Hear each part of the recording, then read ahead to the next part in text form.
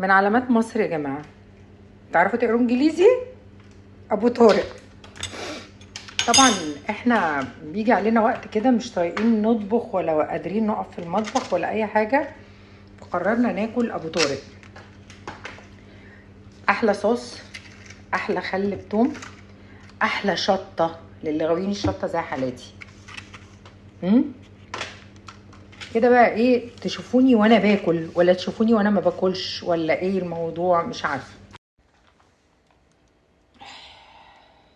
كفايه عليك يا مدام. كفايه مدام ايه؟ المدام مش قادره، المدام مش قادره توقف اساسا، دي تاني ده واحده. كتير عليك قوي. مش قادره، مش قادره يا مدام. لا بجد حلو. حلو قوي. فظيعه يا مدام. حط على الشطه. بصوا دي زي الدواء بالنسبه لي.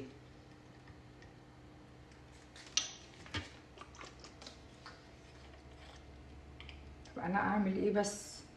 يعني يا دكتور ينفع كده؟ يا دكتور ينفع كده؟ ينفع كده؟ مش ممكن يا جماعه حد يقول لي كفايه؟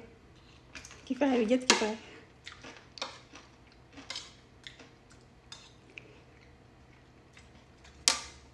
شطه. كفايه شطه يا استاذ. مش قادره، مش قادره ابطل.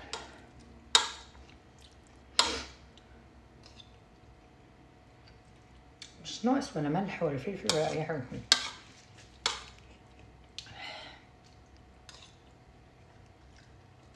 انت ماسكه عليا فيديوهات يا منى. بجد كفايه. الدايت راح فين يا استاذ؟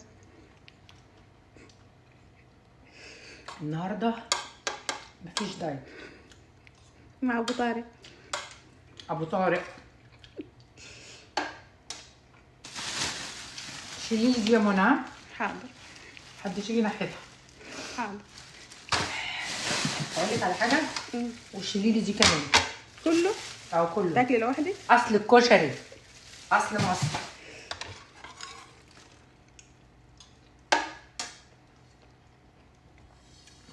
فين العلبه؟ واحد ياخدها.